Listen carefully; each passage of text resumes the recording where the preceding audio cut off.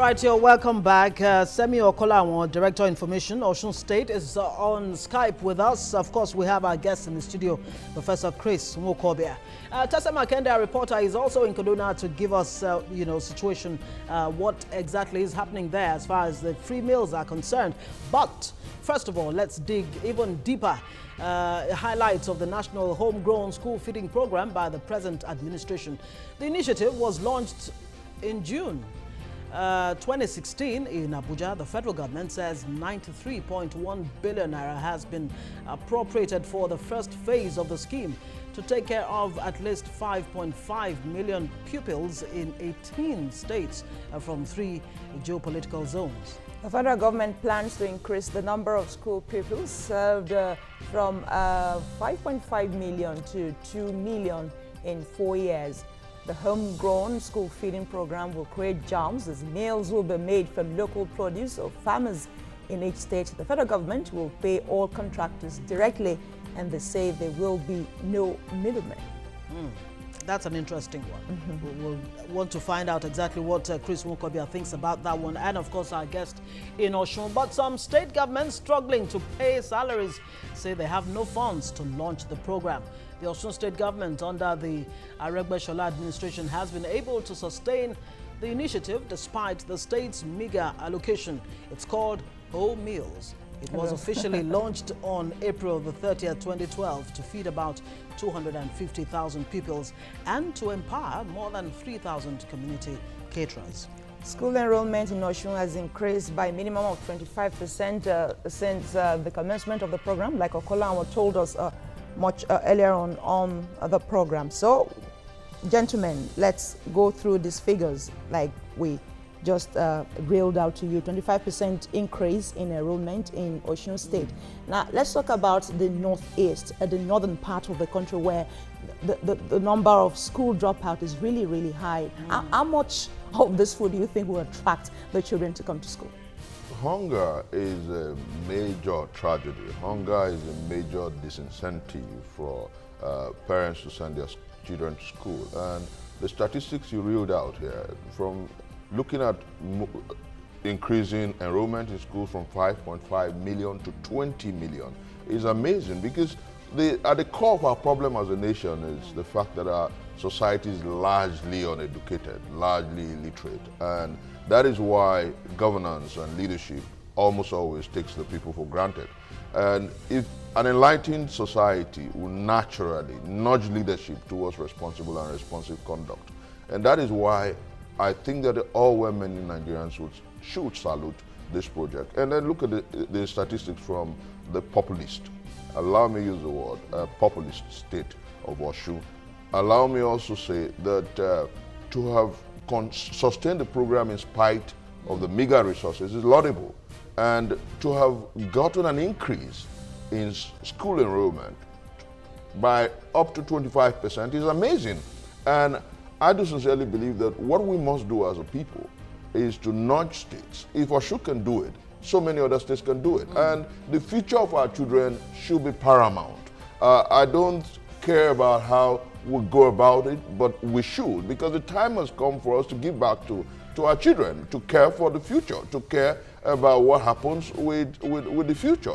If we don't, a highly progressive world will mock at us. All right, Prof, just hold on there. Let's find out what the Vice President, Yemi Osinbajo, recently called.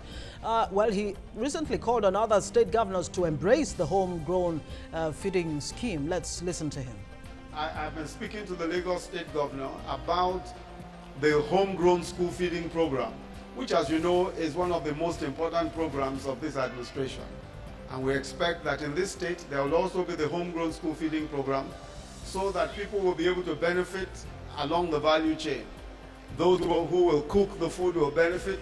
Those who will sell food will benefit. The agriculturists will benefit. Everybody will be able to benefit from the homegrown school feeding program. All right, you heard the Vice President there talking about the positive domino effects of this free school feeding program. Let's go to Kaduna, where Tesem Akende is standing by. So Tesem, shed more light on reports that we got early in the year when Kaduna State started this program, that after eating these free meals, the pupils actually fled the schools. Exactly what led to that, and has that situation changed now? Well, the initiative started, and like you said, that was just what was happening. Make no mistake about it, of course the enrollment numbers has actually increased, but it still has, it's still shaky at some point, because there are about 4,000 to 5,000 public schools in Kaduna State, cutting across the 23 local governments you have in the state. You know, in some of those schools, of course, infrastructure has been built and is still being developed upon. But in several others as well, you have school children sitting on the floor. Infrastructure is actually yet to get to those places. You know, the school uniform initiative is still there. You know, so it has its knocks. Today, the government is ensuring that its policy, this school feeding policy, does not just go, the pupils do not take it for a ride. In this part of the country, you have out-of-school children in their numbers. You still have them in Kaduna State today. Many go to the schools, and once the meal is served, some of them just disappear. That may be what has actually, you know, pushed the government to send a bill to the House of Assembly, and it has been passed, and the governor has assented to it, making it mandatory or compulsory for every school child. You know, if you're not going to be in school by September, you must not be on the street hawking. And so it's deliberate. I see it being a deliberate attempt to ensure that all the school children are in school during school hours and all of that. But, you know, looking at it from the other side, the government, from this body language, is actually concerned about ensuring that education remains a top priority. Many critics believe it's a big project. It's huge. Certain schools, you know, are not really. We went to the particular school someday, and you know, they had not gotten the meal for the day. Of course, All right, Tesem Akende, we'll have to say thank you very much for the insight you've given us about the success. And of course, the other side of this with the Kaduna situation, we still have Semiu Okolanwo on Skype from Osun State. Now, looking at you know, how successful this has been, obviously, in Osun State, do you want to tell us that the government has not faced any challenges in achieving this program and, of course, in sustaining it? What have those challenges been, and how have you been able to surmount them? Well, there is no idea that doesn't come with its own challenge. I think part of what has been the challenge is the possibility of some people wanting to cut corners, but that was right from the onset eliminated through the biometrics system that was put in place. So it's not possible for anybody to commit any kind of fraud as a result of this program. In the first instance, we know the number of school children that are benefiting from this program, and we also know the number of women that are also catered to this program through the biometrics. There is no possibility of any physical contact between the caterers and anybody paying them.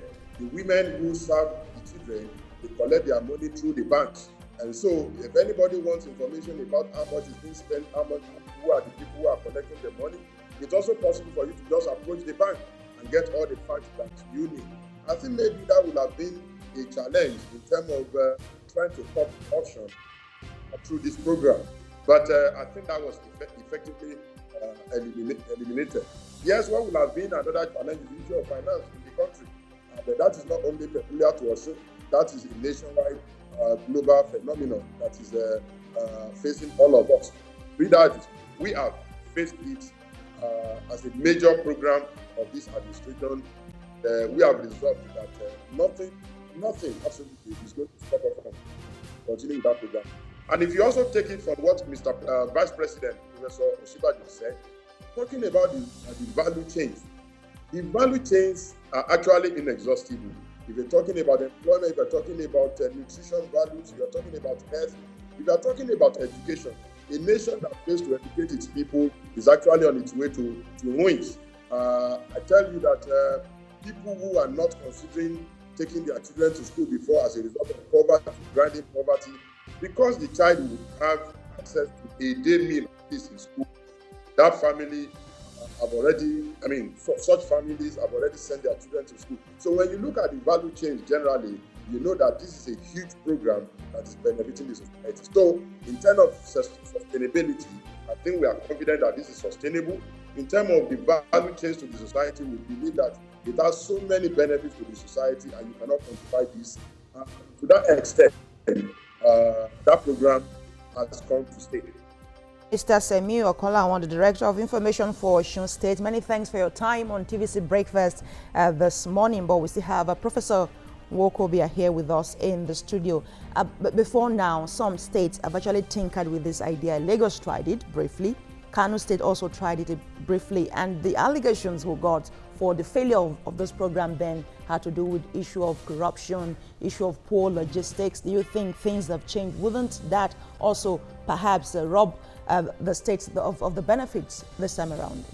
Oftentimes when issues surrounding and around corruption is bandied, I have this chuckle. I ask myself, for how long would that be an excuse for proactive policies, for commitment to nation and to the future of our children? And I want to say here that it is the responsibility of government to check corruption. It shouldn't be an excuse for not trying that which is laudable. That's point number one. Then point number two is when we make the primacy of lives and the primacy of a call for proactive educational environment a major issue in governance, then we will look at that policy with commitment and passion. I believe that, thank God we have a new day, if you like, where the fight against corruption is gaining fervency, where the momentum against malfeasance is strong. Now, with this reality, I think that anybody who wants to do business with government along the lines of the school feeding will be careful. You know, I had a joke recently from the Federal Civil Service in Abuja, where a PAMSEC was approached by someone, and he said, every time I look at the picture of Mr. President in my office, I get weary. So I just may not be able to, give me time, I just may not be able to attend to such things. And I do sincerely believe that that is not to say that the fight against corruption must have the face of a person. I think it should be institutional. I think the structures must be strengthened enough to run on its own, because when, by God's grace, the tenure of Mr. President finishes, another person will come in there. Indeed. And you have to be able to sustain the fight against corruption. I believe that if you score how much the value chain of this project, widens, if you look at the structural organogram of, go on from, we're talking about agriculture. Farmers will go to farm because they know that their produce will be bought. But, well, that's happening at a time when farming and farmers are being threatened. I mean, don't forget, of course, you have the Fulani herdsmen attacks, yes, here and there, where farmers are actually fleeing their farms. But that has been that's handled. A problem that has been handled. Okay, we'll the estimate really is that with this, the food production will increase by about 530,000 metric tons. All things being equal, yeah, of all course. things being equal. Okay. Now, let's go to Abia State in southeast Nigeria. It has also embraced the free meal initiative, despite the fact that the state belongs to the opposition, PDP. Now, Governor Okezie Ikpeazu recently told TVC News the reasons why he flagged off the homegrown feeding scheme. Our concern is that I understand I'm a chemist, and that within the first year and the first 6-7 years, if a child is unable to get good nutrition, it may at the end of the day affect the mental output of that child going forward. And it's irreversible. Once you're unable to give the child the best of nutrition, the best environment, and the best of training within year 1 and 7 years, you may not be able to recover that. And that is why we have placed it as #1 priority or above the other things we need to do in retooling and doing infrastructure in our primary schools. All right, so this is an opposition state, as if you Which like, is interesting. buying into this. So do you think other states, irrespective of party alliance, should see this as a laudable program? I've said I've said every so often and time with a number that the way to move our country forward is to look beyond the broom and the umbrella, to make the people the summum bonum, the center point of governance. And if we begin to do that, you find out that increasingly our society will be better. I salute the strong words of the governor of Abia State. He said that even above infrastructural development at the level of the schools, he thinks that fixing and feeding these kids counts more, because you can understand what it is when you're forced to learn without food in your stomach. And I remember the why Hope 93 resonated. Remember the Abiola campaign was because he left Nigerians with an inimitable quote. He said that he's campaigning so that no Nigerian will go to bed without food in his stomach. And then when you're talking about children, I think that the time has come for us to urge, nudge, and beg, if need be, other states to embrace it, because the future of our children must be treated with primacy. I believe that if we have a lot of our kids with sound mind, in sound bodies, we will have a future where proactive debate rather than conflict and crisis will become the center point of our political engagement. All right, before we go further to give more depth to this in terms of the benefits, should this program cut across, should it be free across board, or should we have a situation where the most vulnerable, the poorest of the poor, are the ones who benefit from this, and those who are could be categorized as the non-poor should be subsidized? Is that, at least in terms of sustaining this? No, that will introduce another angle to it, perhaps a cul-de-sac. Let me tell you why. How do you identify the poorest of the poor in public schools? Most of the average families have one medium scale private schools where they take their children to. The preponderant number of those who are in public schools today are the poor. That's the truth. You go everywhere, you see private schools everywhere. And so I think that everybody in public primary schools should be treated equally, and the school feeding program should be free to all of them. Because if you try to segregate, it will also affect the psyche of the children. I do sincerely believe that what we need is to build these kids and our future soundly. Because if no amount is too much to invest in them. Absolutely. All right, let's, nearly all countries around the world have a school meals program, and about 300 million children from kindergarten to secondary schools receive food at school every day. And many governments now recognize school meals as an essential tool for the development and growth of children, communities, and society as a whole. The United Nations World Food Programme provides school meals to more than 20 million children every year. But many more children do not benefit from school meals, and in countries with the highest poverty rate, where school meals could make a big difference, the reach of school meal programs is far smaller. Now, these are some of the benefits of school meals as highlighted by the World Food Programme, WFP.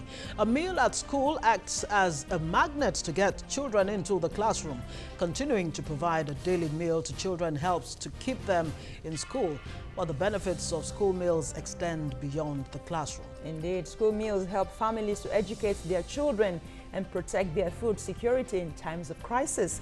And in poor countries, school meals are often the only regular and nutritious meal a child receives. Of course, you can talk about places like India. Now, they are an investment in the child's future. Without them, hunger and micronutrient deficiencies can cause irreversible damage to their growing bodies. If the UN report is anything to go by, more than 42% of Nigerian school children are malnourished.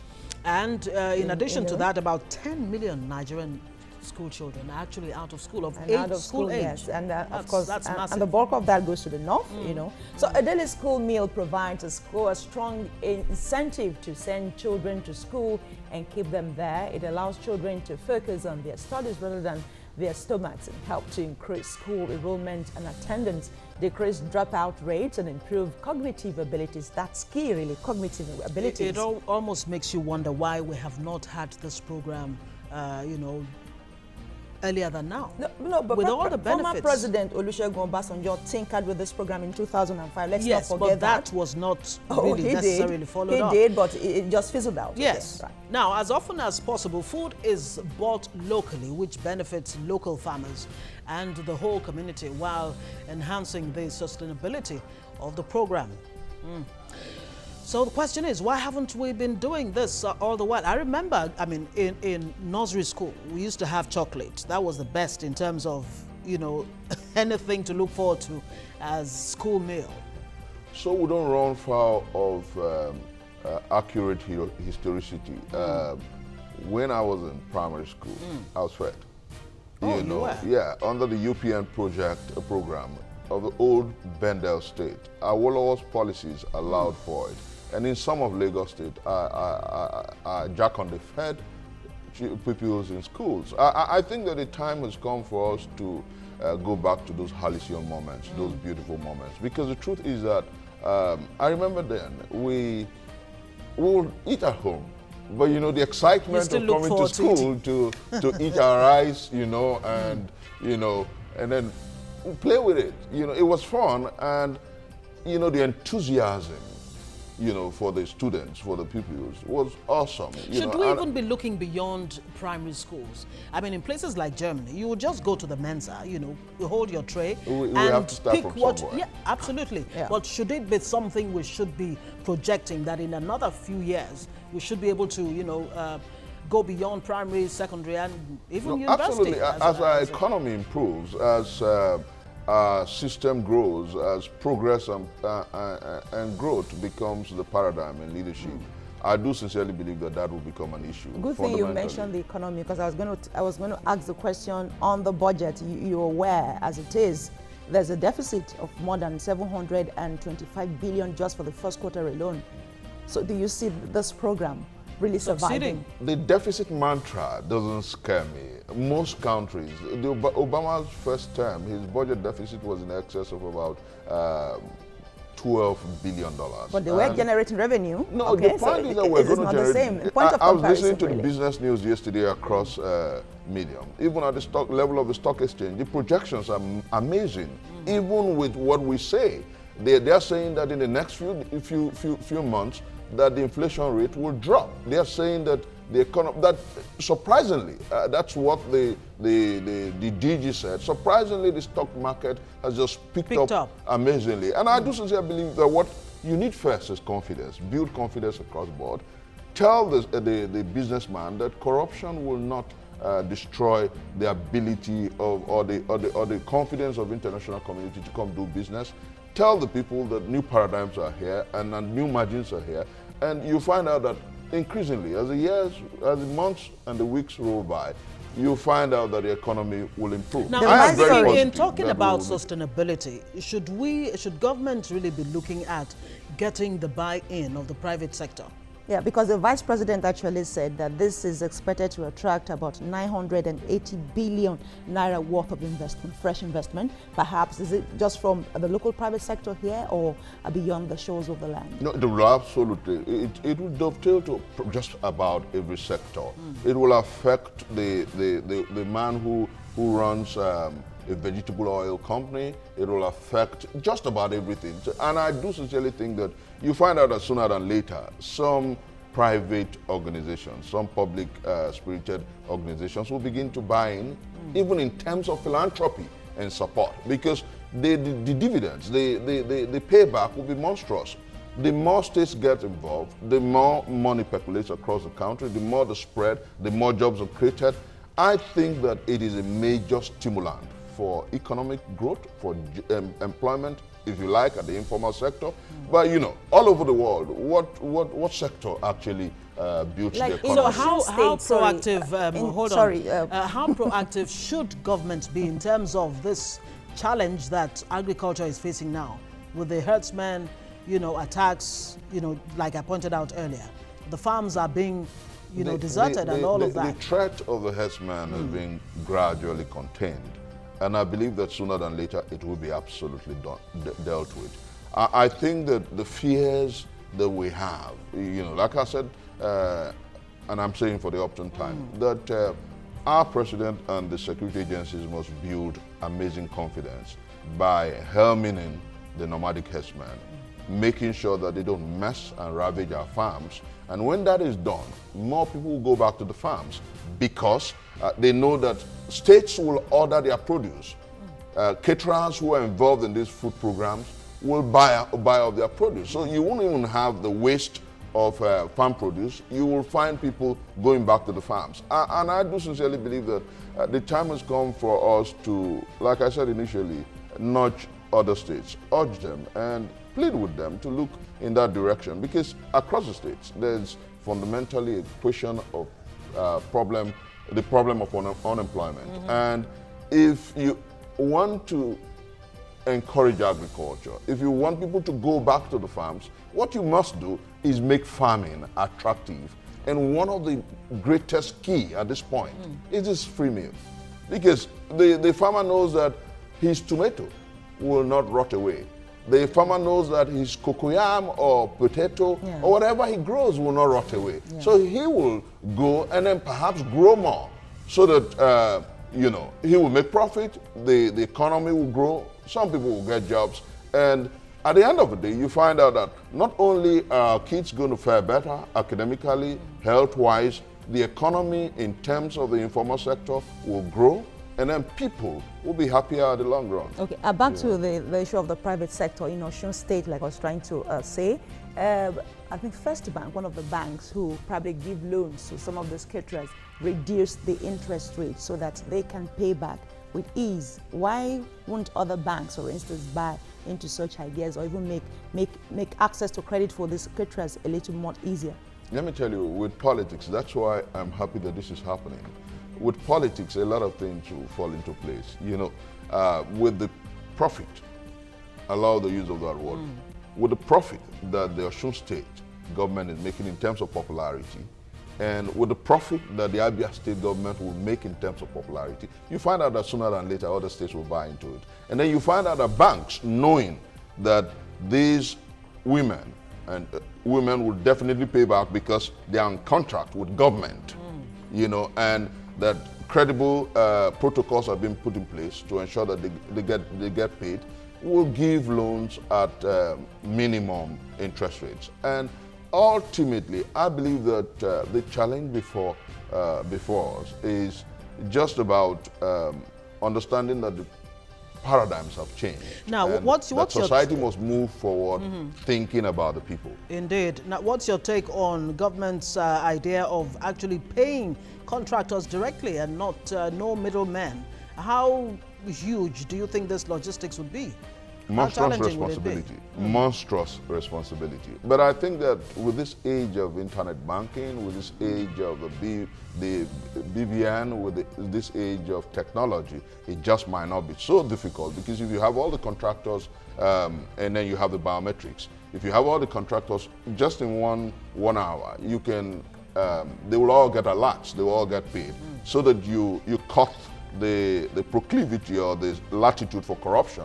I do sincerely believe that if government thinks that's the best way to go, I think it's profound. You know, ensure that nobody takes people's monies away, and then ensure that nothing stands in the way of the success of this project.